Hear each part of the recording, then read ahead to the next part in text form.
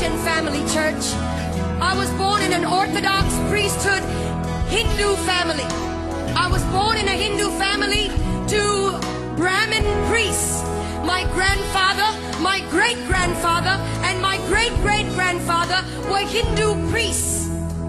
It was unthinkable and offensive for a daughter of a granddaughter of a priest to come away from that system. I was so hungry for God. I was so thirsty for God. When I was born at the age of 6 days old, I was dedicated to Hindu demons in a cave temple. I was left in a cave temple, and from that moment on, my mind, my spirit, and my soul was overtaken by demonic forces that I had no control over. I could not control these forces. They controlled me. Every decision I made, everything I became. I began to learn to worship the names of over 2,000 gods. Over 2,000 gods by memory. It was required of me. It was required of the priesthood. And I, as an obedient daughter of a priest or granddaughter of a priest, I learned the names of 2,000 gods. At the age of 19 or 20, I was so hungry for God, but I did not know His name, where He was, who He is. And so I started a journey of pain and darkness. At the age, in my late teens, in 1920, I became discipled under a witch.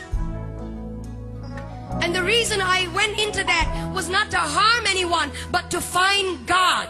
Any which way at all. When you're hungry, you get desperate. And when you're desperate, you will do anything to find God. And so I went after Him. And I didn't find Him in the pages of Hinduism. I didn't find Him in the pages of the priesthood creed. I didn't find Him in the pages of mantras and prayers that I was taught to believe in. I didn't find Him in the rooms of temples.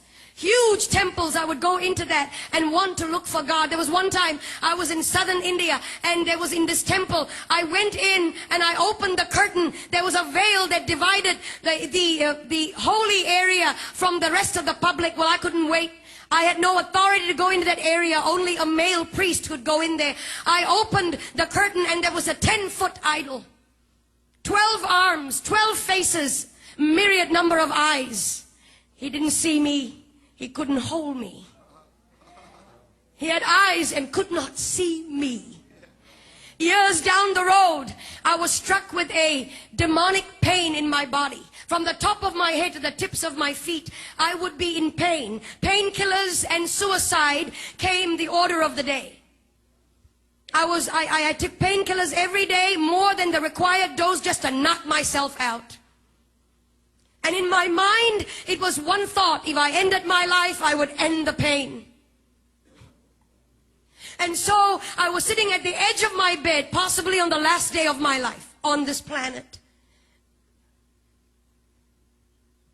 Sometimes, when it all looks lonely, you feel that nobody really cares.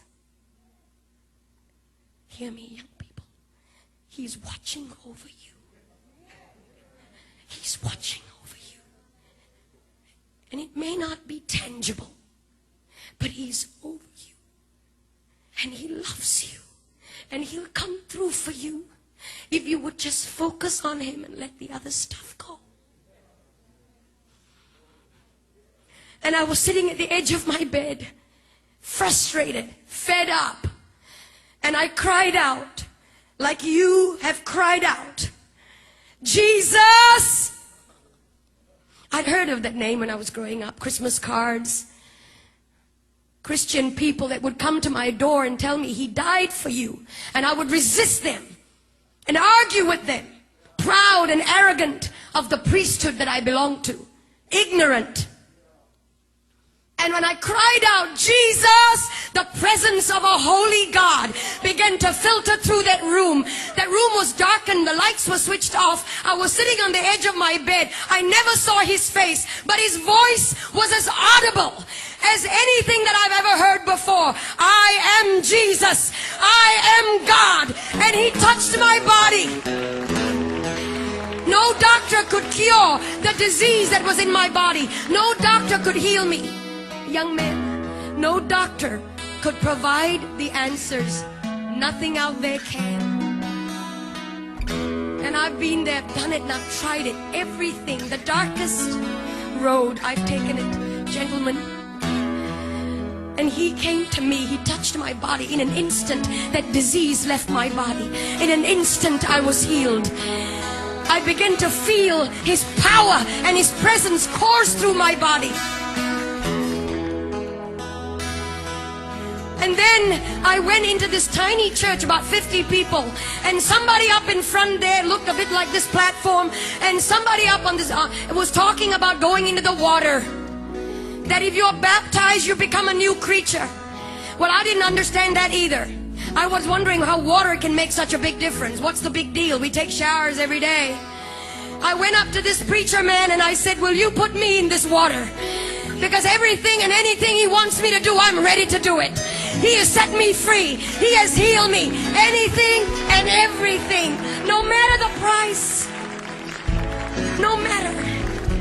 And so they put me in that water. When I came out, legions of demonic influences broke free from me. And I was set free, church. And today, depression is going to go. Heart disease is going to flee. Jesus is in this house. He's here. And if you can shout.